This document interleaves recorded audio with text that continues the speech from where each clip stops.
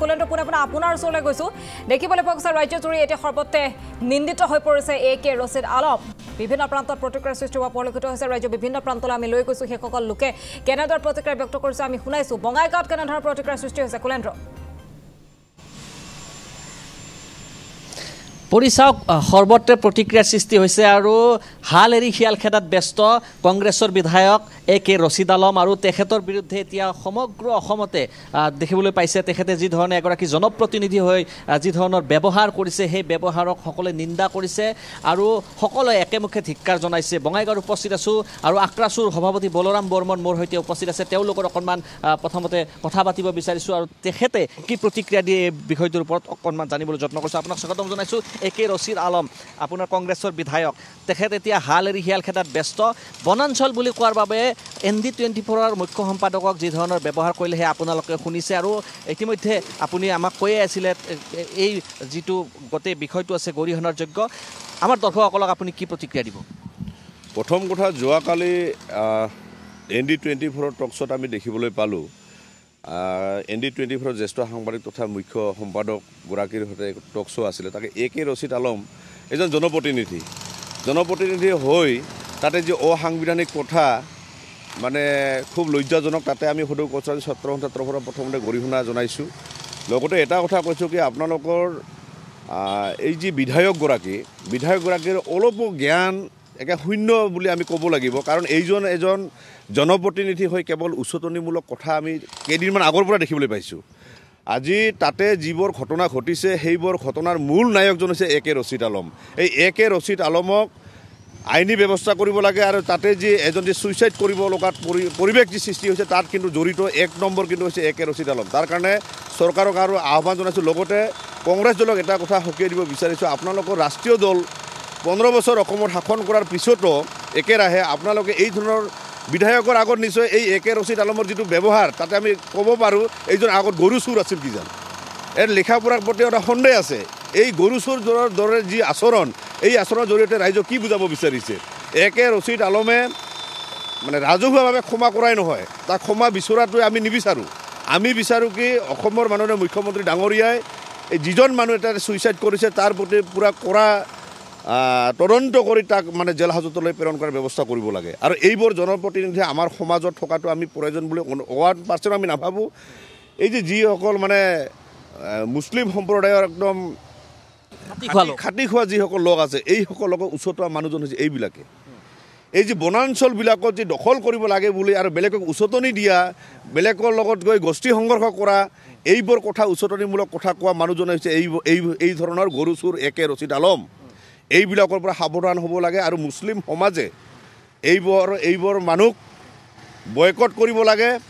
ৰাজনৈতিকভাৱে এইবোৰক মানে পাখা একেবাৰে কাটিব লাগে লগতে কংগ্ৰেছ দলক এটা কথা ক'ব বিচাৰিছোঁ আপোনালোকে এটা ৰাষ্ট্ৰীয় দল হৈ এই ধৰণৰ যদি গৰু চোৰৰ নিচিনা ব্যৱহাৰৰ মানুহক যদি আপোনালোকে টিকেট প্ৰদান কৰি যদি বিধায়ক বনাব বিচাৰিছে তেতিয়াহ'লে আপোনালোকে ৰাজনীতি কৰা বন্ধ কৰক অসমত কংগ্ৰেছ কাৰণ আপোনালোকৰ গণতন্ত্ৰৰ যি গণতন্ত্ৰ পৰিভাষা বুজি নোপোৱা এইবোৰ বেবিচাৰী যিবিলাকৰ নেতা আছে এইবোৰ নেতাৰ কাৰণে আজি এই অসমখনত আজি বিভিন্ন জাতি জনগোষ্ঠীৰ মাজত সংঘাতৰ সৃষ্টি হোৱা কাৰণটো হৈছে এইবোৰ কাৰণতে ভোট বেংকৰ ৰাজনীতি কৰে নেকি একে ৰছিদ আলমে ভোট বেংকৰ ৰাজনীতি কৰে বুলি আপোনালোকে ভাবে কাৰণ কালি আপোনাৰ যিটো বিষয় আছিল বিষয়টো তেখেতে আপোনাৰ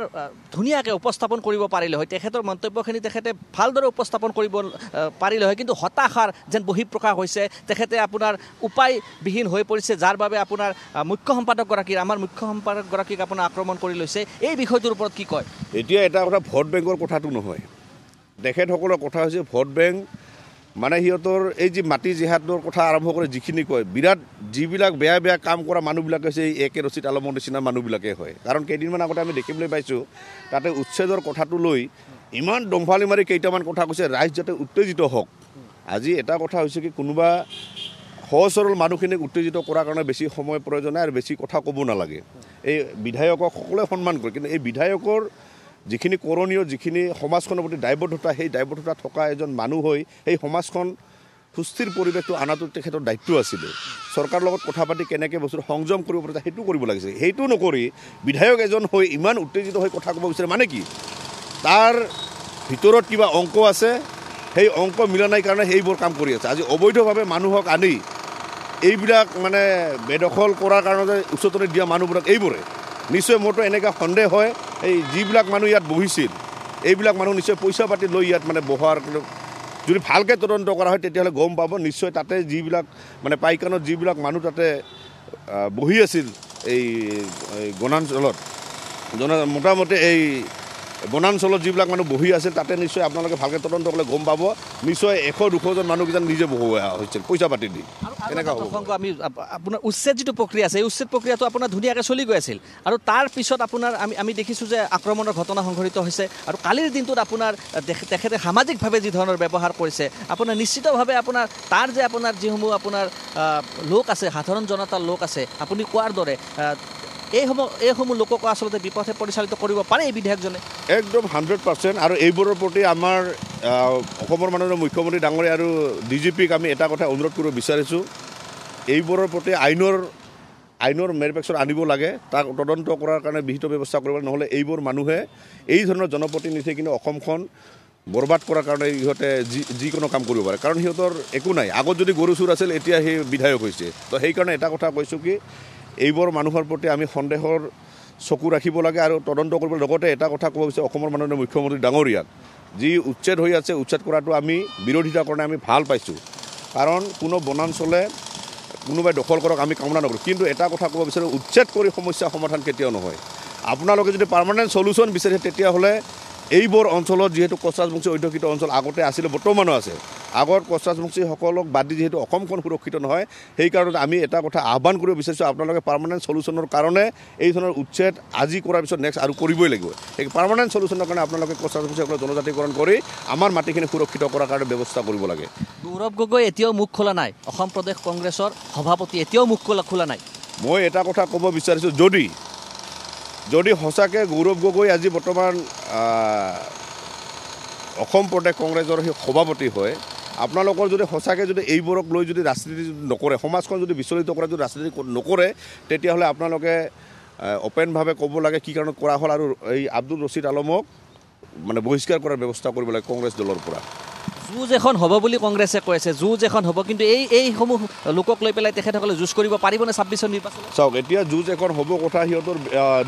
দলীয় কথা তাত আমি মাত মাতিব নাযাওঁ যিহেতু বিজেপি দলৰ লগত কি যুঁজ কৰিব বিচাৰে তেখেতসকলৰ কথা কিন্তু এই ধৰণৰ মানসিকতা এই ধৰণৰ মন মগজু থকা ব্যক্তিসকলক লৈ যদি ৰাজনীতি কৰিব বিচাৰে কোনে আঁকোৱালি ল'ব আজি একে ৰচিদৰ নিচিনা আলমে এই মুহূৰ্তত আপোনাক ধন্যবাদ জনাইছোঁ